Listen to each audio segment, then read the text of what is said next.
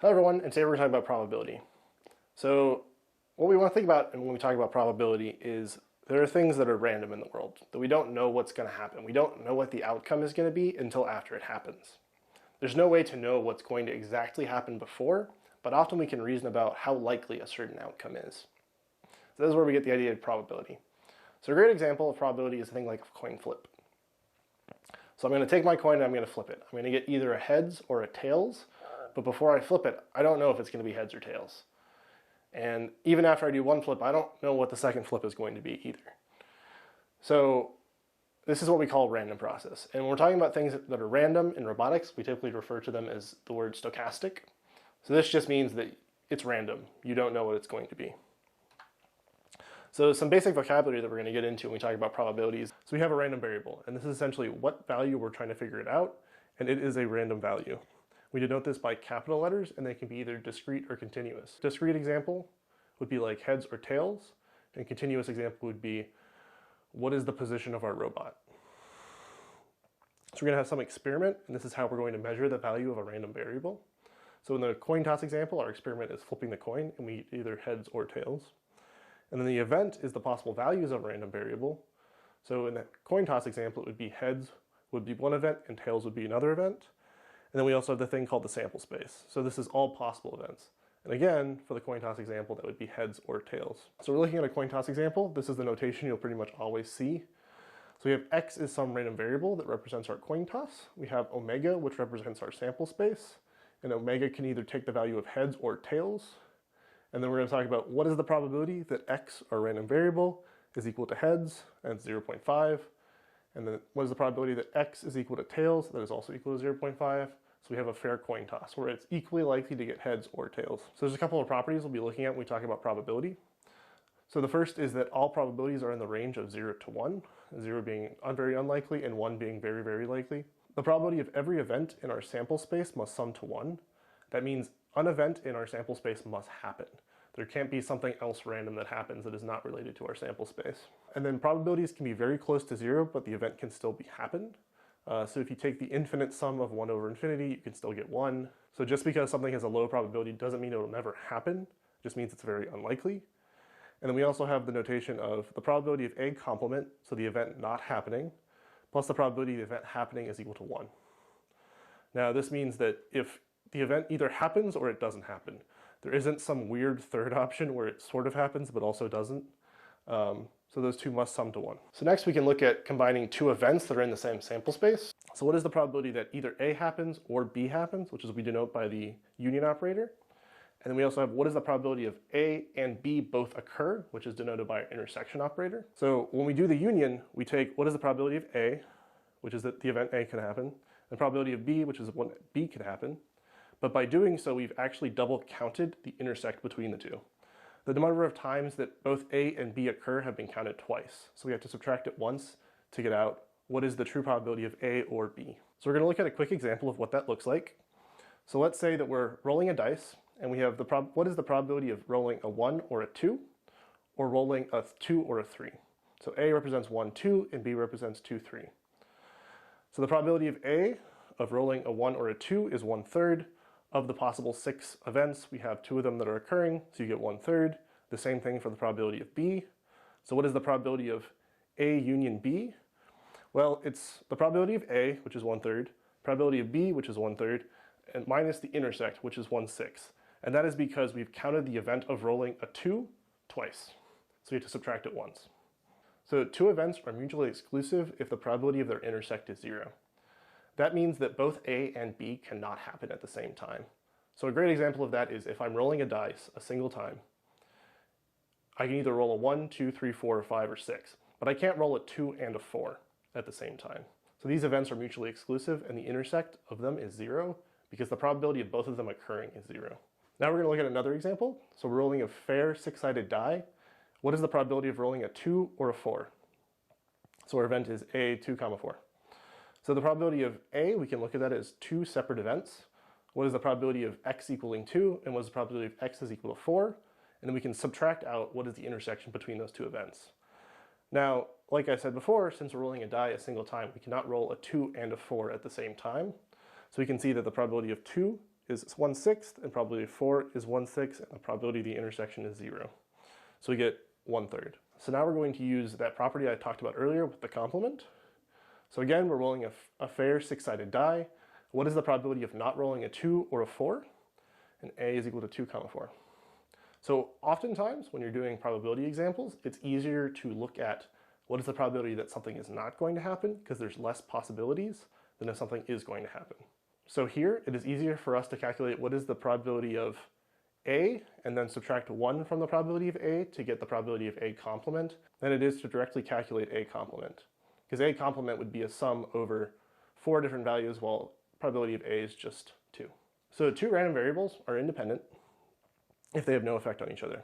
So the probability of A occurring intersect B is equal to the probability of A times the probability of B. And a good example of independence is if I flip 2 coins. So I flip the first coin, it has no effect on what the outcome of the second coin is. Knowing something about the first coin happening will not affect my probability of the second coin happening. And there's a great example of dependence, which is like, let's say I have 5 colored bandanas and a hat, and I pull the first one out. And then essentially what I want is, what is the probability that the second one I pull is a specific color? That completely depends on what the outcome of the first event is. So these are not independent events. So let's look at an example of this. So what is the probability of heads on a double fair coin flip? So we have the probability of heads is equal to 0.5, and the probability of tails is equal to 0.5. So we have our full sample space written out. Heads, tails, heads, tails. The cardinality of that is 4. So since these events are all equally likely, what we can actually do is just do 1 over the cardinality to get the probability of the event occurring. But we can also look at it as 2 independent events, which is what is the probability of the first coin being heads and what is the probability of the second coin being heads here. So the probability of each one of those is 0.5. We multiply them together and we get 1/4. So let's look at an example of a biased double coin flip. So now what is the probability of getting 2 tails if we have a biased coin? So a biased coin just means that the probability of heads does not equal the probability of tails. So here we have a 0.8, so it's very likely you're going to get a heads, and 0.2 for tails, so very unlikely.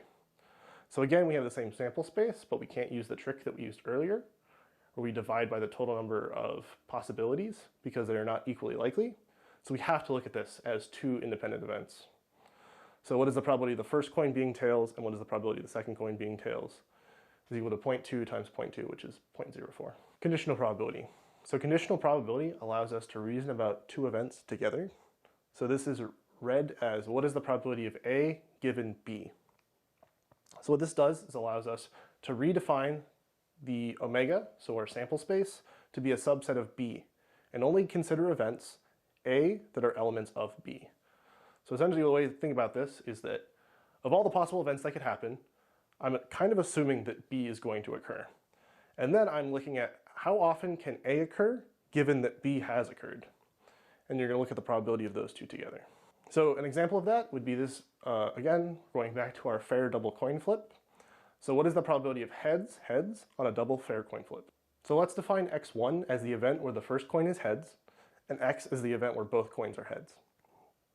So we know the probability of x1, it's just the probability that the first coin is heads, which is 0.5. So what is the probability of the second coin being heads? So we've calculated this before, but now we can do it using conditional probability. So we take the probability of the first event occurring times the probability of the second event, so x, given that the first event has already occurred. So the probability that we get 2 heads, given that the first coin is heads, is 0.5, and the probability that the first coin is heads is 0.5. So we get out the same value that we've been getting consistently. So next we can look at conditional independence. So if A and B are independent, the probability of A given B is equal to the probability of A. So essentially the way to think about this is B provides no additional information to the event A. If we know that B has occurred, it doesn't tell us anything about A.